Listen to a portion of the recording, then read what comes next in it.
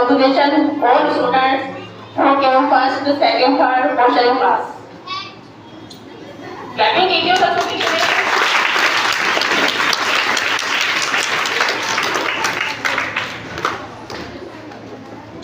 मैं अपने टीचर्स को कुछ कहना चाहूंगी कि देखिए, जब भी कोई पेरेंट्स यहाँ पर आता है बच्चों के एडमिशन के लिए, तो वो अपनी इसी उम्मीद के साथ आता है कि मेरे बच्चे को अच्छी शिक्षा मिले और मेरा बच्चा पढ़ लिख कर कुछ काबिल बने।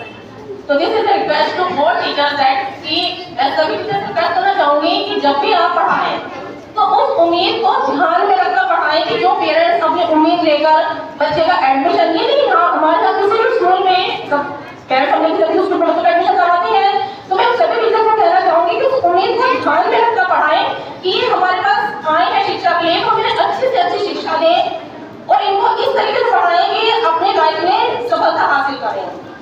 और दूसरा, सभी टीचर्स बिल्कुल ऑनेस्टली और रिस्पॉन्सिबिलिटी के साथ अपनी ड्यूटी करें। एक एक बच्चे पर पूरा अच्छे तरीके से ध्यान दें, उन पर मेहनत करें।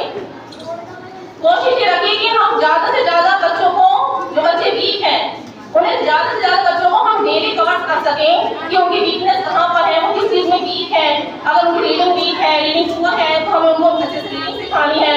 मैथ्स उनका वीक है, जो भी सब्जेक्ट में आपको अपने सब्जेक्ट टीचर को सबको पता होता है कि हमारी क्लास में कौन सा स्टूडेंट वीक है, तो उस वीक स्टूडेंट पर स्पेशली वर्क करें।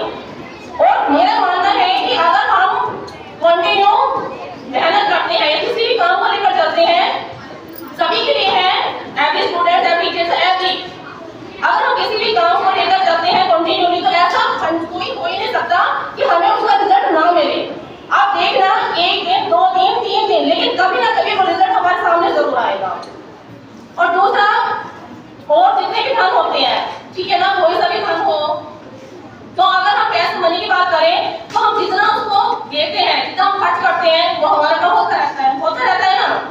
लेकिन एक विद्या भी एक ऐसा धन है कि जिसको हम जितना देंगे उतना ही उसमें हमारी बढ़ोतरी होगी। तो हमें प्राउड फील होना चाहिए कि हमें टीचर है, हम एक अध्यापक है, कि हमें ऐसा अवसर मिला है विद्यादान का कि जिसे अगर हम जितना भी बच्चों को भेंट कराएंगे उतना ही हमें उसकी बढ़ोतरी होगी।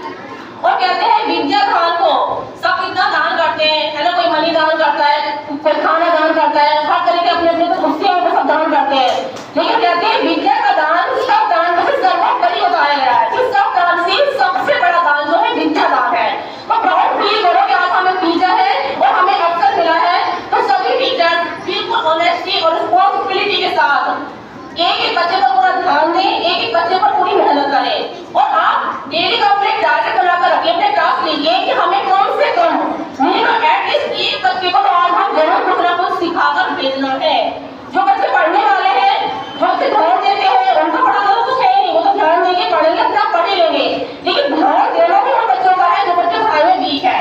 तो प्लीज एक बार फिर से मैं सभी टीचर से रिक्वेस्ट करती हूँ कि पूरी ऑनेस्टी, रिस्पॉन्सिबिलिटी के साथ अपनी ड्यूटी को पूर्ण करें और डेली एक बच्चे का टारगेट अवश्य बनाएं कि एक बच्चे को हमें जरूर जो भी उसमें वीकनेस है उसको पूर्ण करके भेजना है। Thank you.